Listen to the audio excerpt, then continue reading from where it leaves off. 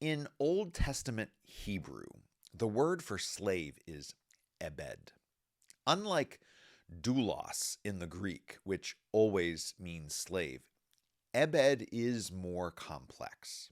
But in Walt Kaiser's 1980 theological workbook of the Old Testament, he says the most basic idea of ebed is that of a slave.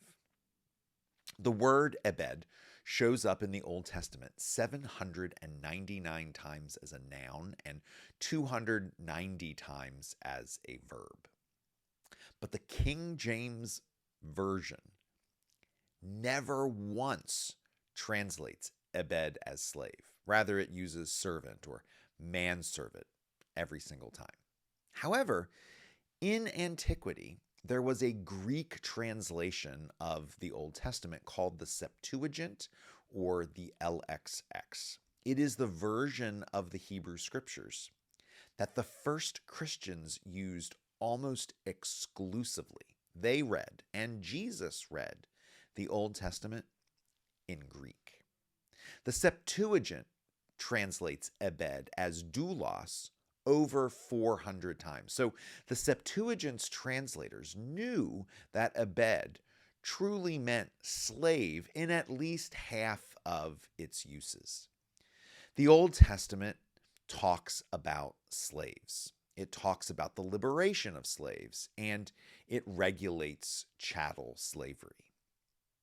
But it also uses slavery in a spiritual sense too. And this will be key to the rest of our inquiry into slavery in the New Testament. In Egypt, the Israelites were slaves, the property, the possession of Pharaoh. But when they were liberated from Pharaoh, that didn't mean that they stopped being the possession of someone. Now they were God's possession. You shall be my own possession among all the peoples, says God in Exodus 19:5.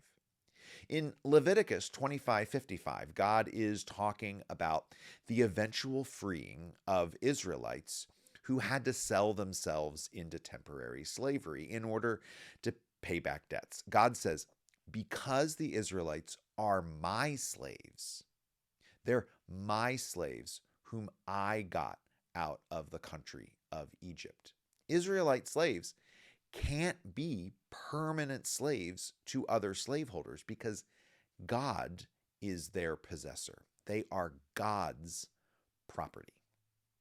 In 1 Chronicles 6:49, 2 Chronicles 24:9, Nehemiah 10:29, and Daniel 9:11, Moses is specifically given the title Slave of God.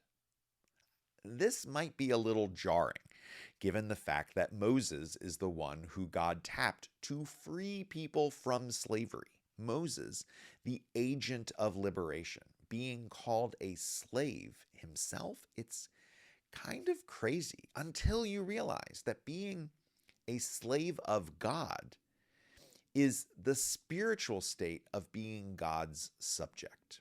We are God's. To be God's slave is like being a slave to love, or a slave to hope, or a slave to justice, or a slave to peace. When you put it that way, it opens up new possibilities for us to whom the whole concept of slavery is generally abhorrent.